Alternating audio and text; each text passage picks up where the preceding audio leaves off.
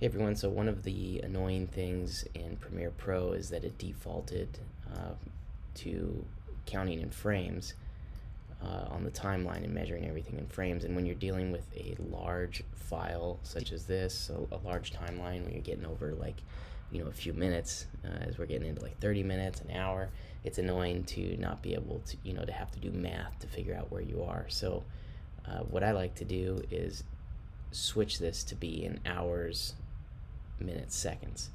And the way to do that is you simply go above here to the timeline.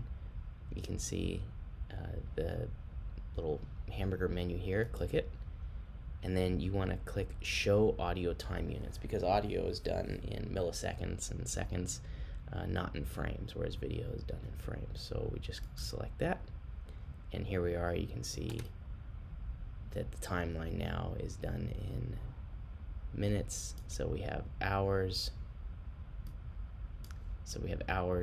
minutes, seconds, and milliseconds.